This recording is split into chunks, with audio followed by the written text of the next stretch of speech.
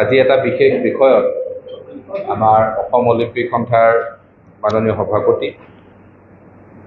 কেন্দ্ৰীয় মন্ত্ৰী, অসমৰ প্ৰাক্তন মুখ্যমন্ত্ৰী শ্ৰীযুত সৰ্বানন্দ সোণোৱাল ডাঙৰীয়াই আপোনালোকক সম্বোধন কৰিব। প্ৰধানমন্ত্ৰী নৰেন্দ্ৰ মোদী ডাঙৰীয়াই যোৱা 11 বছৰে বহু উল্লেখযোগ্য কাৰ্যসূচী হাতত লৈছে আৰু প্ৰতিটো কাৰ্যসূচীৰ আজি সঠিক ৰূপত ৰূপায়ণ কৰাৰ বাবে জনগণৰ সহযোগত, ক্ৰীড়াবিদসকলৰ সহযোগত, ক্ৰীড়া সংগঠকৰ সহযোগত আজি 11 বছৰে ভাৰতবৰ্ষৰ বিভিন্ন ৰাষ্ট্ৰীয় আন্তঃৰাষ্ট্ৰীয় পৰ্যায়ত উল্লেখযোগ্য সফলতা প্ৰদৰ্শন কৰিবলৈ সক্ষম হৈছে, আৰু যাৰ ফলত আজি দেশবাসী ক্ৰীড়া ক্ষেত্ৰখনক লৈ পেলাই গৌৰৱান্বিত। খেলো ইণ্ডিয়াই হওক, ফিট ইণ্ডিয়া মুভমেণ্টেই হওক আৰু ক্ৰীড়া নীতিয়ে হওক, প্ৰতিখন ৰাজ্য চৰকাৰেও মাননীয় প্ৰধানমন্ত্ৰী ডাঙৰীয়াৰ আহ্বানৰ প্ৰতি সঁহাৰি জনাই আজি নিজ নিজ ৰাজ্যত ক্ৰীড়া ক্ষেত্ৰখনক শক্তিশালী কৰাৰ উল্লেখযোগ্য পদক্ষেপ গ্ৰহণ কৰিছে। অসমতো অসমৰ মাননীয় মুখ্যমন্ত্ৰী ডক্টৰ হিমন্ত বিশ্ব শৰ্মা ডাঙৰীয়াৰ নেতৃত্বত ক্ৰীড়া ক্ষেত্ৰখনক অধিক সবল কৰাৰ নিমিত্তে স্পৰ্টছ পলিচিৰ লগতে বিভিন্ন ধৰণে উল্লেখযোগ্যভাৱে ক্ৰীড়া ক্ষেত্ৰখনৰ প্ৰতি সঁহাৰি আগবঢ়াইছে। গতিকে অসম অলিম্পিক সংস্থাও আমি মাননীয় প্ৰধানমন্ত্ৰী ডাঙৰীয়াই এটি কথা স্পষ্টভাৱে জনাইছে বা আহ্বান জনাইছে যে আমি গাঁৱে গাঁৱে, চহৰে চহৰে সকলো স্থানতে এটা খেলৰ বাতাবৰণ সৃষ্টি কৰিব লাগে, আৰু এই খেলৰ বাতাবৰণ সৃষ্টি কৰি আমি ক্ৰীড়াবিদসকলক উদগনি দিব লাগে, উৎসাহিত কৰিব লাগে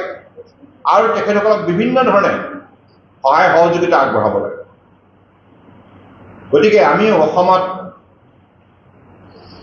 এই ক্ষেত্ৰত অসম অলিম্পিক সংস্থাৰ তৰফৰ পৰা বিভিন্ন কাৰ্যসূচী হাতত লৈছোঁ, আৰু আপোনালোকৰ সহযোগত, জনসাধাৰণৰ সহযোগত আমি সফলতাৰ কাৰ্যসূচীবিলাকক ৰূপ দিছোঁ। আৰু এইবাৰ বিশেষকৈ অসমত যিগৰাকী খেলুৱৈ ভাৰতবৰ্ষৰ বাবে বিশ্ব মঞ্চৰ পৰা সুনাম কঢ়িয়াই আনিছিল, আমাৰ অৰ্জুন ভোগেশ্বৰ বৰুৱা। তাহানি কালতেই ভোগেশ্বৰ বৰুৱা ডাঙৰীয়াই সীমিত সা সুবিধাৰ মাজত একান্ত ইচ্ছাশক্তি আৰু কঠোৰ পৰিশ্ৰম সাধনাৰ ফলত তেখেতে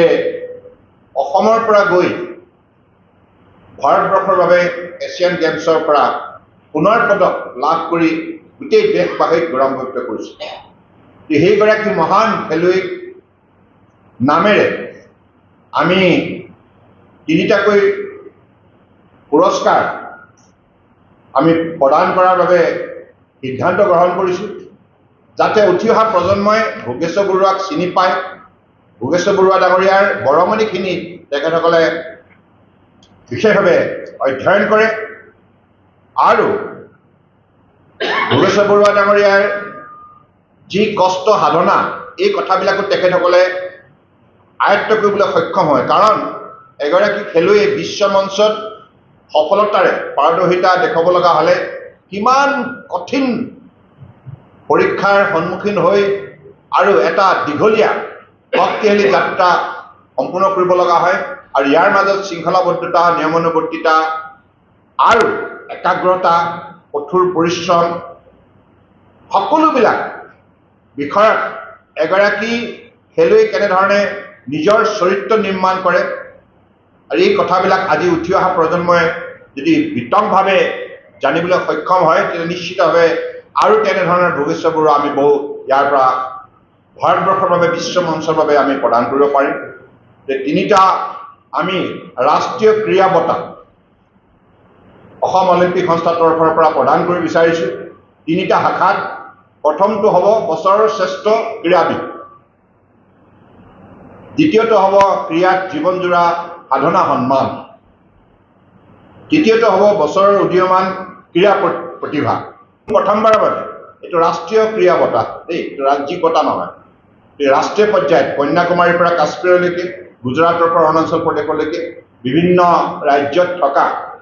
এনেধৰণৰ যিসকল ক্ৰীড়াবিদক লৈ আমি এই অনুষ্ঠানটো সফল কৰি তুলিব পাৰোঁ। গতিকে এই বিষয়বিলাকৰ ক্ষেত্ৰত সকলোৰে আমি সহযোগিতা বিচাৰিছোঁ আৰু আমি বিচাৰোঁ যে অসমত খেলৰ বাতাবৰণ শক্তিশালী ৰূপত গঢ় লৈ উঠক আৰু উঠি অহা আমাৰ যিসকল প্ৰতিভাসম্পন্ন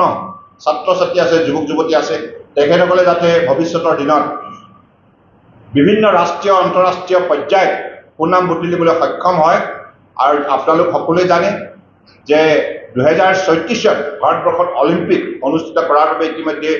ভাৰত চৰকাৰৰ তৰফৰ পৰা আবেদন জনোৱা হৈছিল। গতিকে আমি আশা ৰাখিছোঁ যে সেই অলিম্পিকত আমাৰ এতিয়াৰ পৰা যদি আমি বিশেষ উদ্যোগ লওঁ অসমৰ পৰা, যে নিশ্চিতভাৱে সেই অলিম্পিকত অসমৰ বহু সন্তানে অংশগ্ৰহণ কৰিব পৰাৰ পৰিৱেশ ৰচনা হ'ব। গতিকে তেনে এটা মহৎ লক্ষ্যৰে আমি এই কাৰ্যসূচী সফল ৰূপ দিয়াৰ বাবে থিৰাং কৰিছোঁ। বঁটা তিনিটা হৈছে বছৰৰ শ্ৰেষ্ঠ ক্ৰীড়াবিদ, দ্বিতীয়টো হ'ব ক্ৰীড়াত জীৱনজোৰা সাধনা সন্মান লাইফ টাইম এচিভমেণ্ট, তৃতীয়টো হ'ব বছৰৰ উঠি অহা যিবিলাক ক্ৰীড়া প্ৰতিভা য়াং টেলেণ্ট,